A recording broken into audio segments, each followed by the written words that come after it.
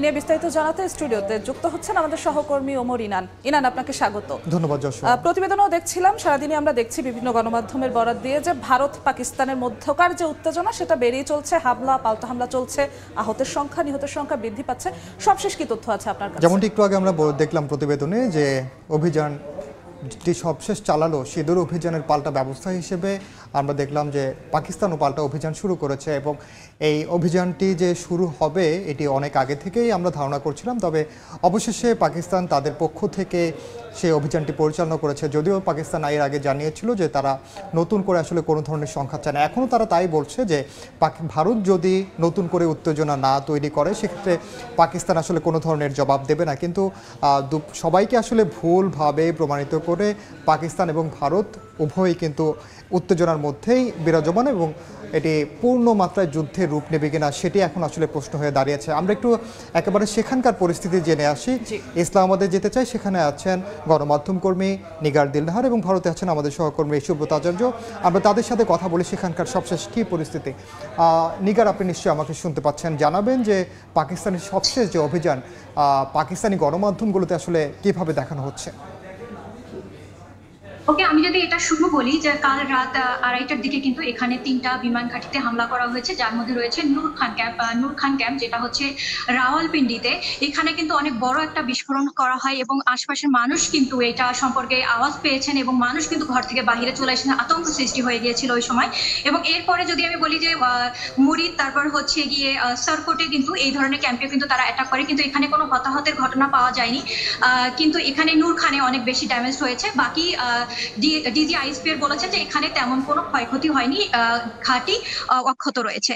তো এই জায়গা থেকেই কিন্তু শুরু হয় 2:30টার দিক থেকে। এরপরে কিন্তু বিভিন্ন জায়গাতে তারা ড্রোন হামলা করে থাকেন, যেখানে আমরা যতদূর জানি যে ইসলামাবাদ সহ পেশাওয়ার, ভাওয়ালনগর, তারপর হচ্ছে সিয়ালকোট সহ বিভিন্ন এরিয়াতে কিন্তু তারা ড্রোন শট করে এবং সেখানে কিন্তু মানুষজন নিজেরাই ড্রোন শট গুলো করে থাকেন। এবং এখনকার যদি আমি বলি, এরপরে সকালে ফজরের নামাজের পরে কিন্তু তারা যে অপারেশনটা চালায়, বুনিয়ানুল মারসুস নামে যে অপারেশনটা তারা চালিয়েছেন, এটা কিন্তু তারা সফল করেছেন। আমরা যা মিডিয়া থেকে দেখতে পাচ্ছি, এখানকার মিডিয়া থেকে এবং তাদের ইনফরমেশন থেকে আমরা যা পেয়েছি যে তারা 26টি জায়গা টার্গেট করেছিল এবং তারা সফলভাবে এই অপারেশনটা করেছেন এবং তাতে তারা বেয়াসে ব্রাহ্মস মিসাইল ডিস্ট্রয় করেছেন, উধামপুরে S-400 এয়ার ডিফেন্স সিস্টেমকে অবলিটারেটেড করেছেন, পাঠানকোটে এয়ারবেস রেন্ডার্ড এন্ড এখানে এয়ারফিল্ড ডিমলিশড করে দিয়েছেন। তারপর হচ্ছে ঝালান্দারে তারা হচ্ছে সাস্টেইনড স্ট্রাইক 1 এয়ারবেস এন্ড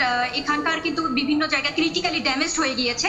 তারপর হচ্ছে নাগরোতাতে আখনুরে ব্রিগেড HQ তারা ডিস্ট্রয় করে দিয়েছেন এবং শ্রীনগরে, তারপর হচ্ছে গিয়ে চণ্ডীগড়ে তারা ওয়েপন ডিপোর্ট নিউট্রালাইজ করে দিয়েছেন এবং সুরতগড়ে এয়ারফিল্ড ডিস্ট্রয়েড হয়েছে। সেই সাথে বিভিন্ন এরিয়া যেমন নাগরোতা, জম্মু এবং বারমুল্লাতে বিভিন্ন ক্যাম্পে কিন্তু তারা ডিস্ট্রয়েড করে দিয়েছেন অনেক কিছু। এবং এখানে আরেকটা যদি আমি বলি যে air combat hostile air asset নিউট্রালাইজডের মধ্যে যদি আমি বলি, তো রাফেল জেটে এঙ্গেজমেন্টে যেখানে 3টা জেট কিন্তু সিয়ালকোট, লাহোর এবং কাশ্মীরে এখানে কিন্তু ভূপাতিত হয়েছে।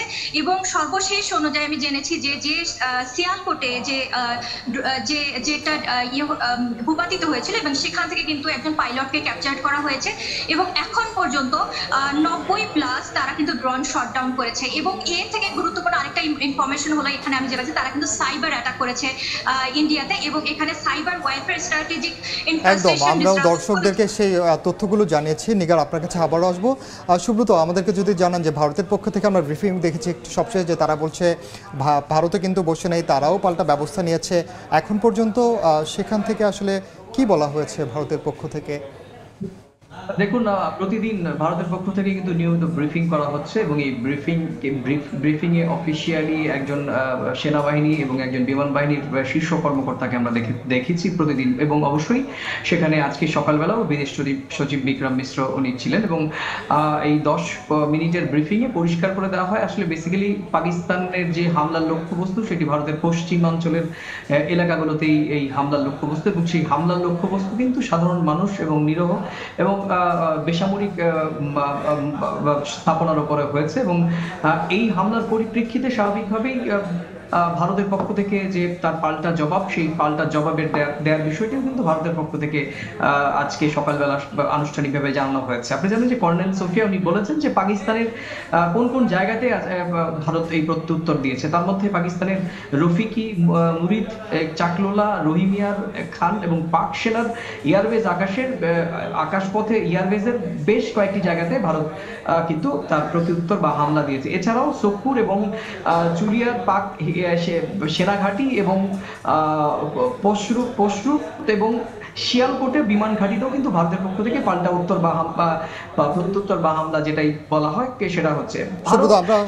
আমরা আবারও আসবো আপনার কাছে একটু ছোট করে। এটি তাদের অ্যাগ্রেসিভ কোনো আক্রমণ নয়, তারা যে আক্রমণ পাকিস্তানের পক্ষ থেকে আসছে সেটাকে তারা ডিফেন্স প্রতিহত করার জন্যই তারা আসলে বলছে। সুব্রত, আবারও আপনার কাছে আসবো। নিগার নাহার, আমি একটু পাকিস্তানের আপনি যেখানে আছেন সেখানকার সাধারণ মানুষের অবস্থা জানতে চাই। তাদের মধ্যে আসলে যুদ্ধাবস্থা আমরা যেটি দেখছি সেই আতঙ্ককে আসলে দেখা যাচ্ছে, তারা কি বলছেন?